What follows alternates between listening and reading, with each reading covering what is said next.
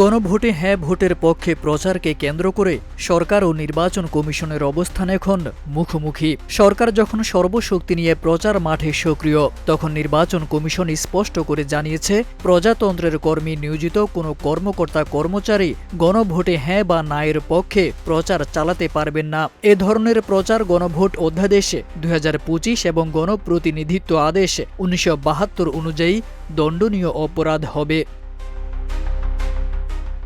29 জানুয়ারি সব রিটার্নিং কর্মকর্তাকে পাঠানো এক চিঠিতে ইসি জানায়, সরকারি কর্মকর্তা কর্মচারীরা গণভোটের বিষয়ে জনগণকে সচেতন করতে পারবেন, তবে কোনো পক্ষের পক্ষে ভোট দেওয়ার আহ্বান জানাতে পারবেন না। ইসির মতে এমন প্রচার গণভোটের ফলাফলকে প্রভাবিত করতে পারে। চিঠিতে এই বিষয়ে প্রয়োজনীয় ব্যবস্থা নিতে রিটার্নিং কর্মকর্তাদের নির্দেশ দেওয়া হয়েছে।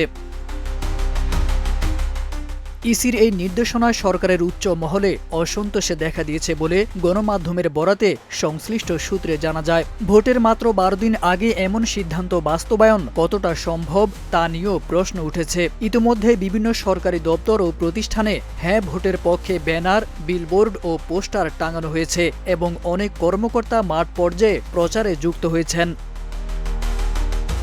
11 ডিসেম্বর জাতির উদ্দেশ্যে দেওয়া ভাষণে প্রধান নির্বাচন কমিশনার এএমএম নাসির উদ্দিন ত্রয়োদশ জাতীয় সংসদ নির্বাচন ও গণভোটের তফসিল ঘোষণা করেন।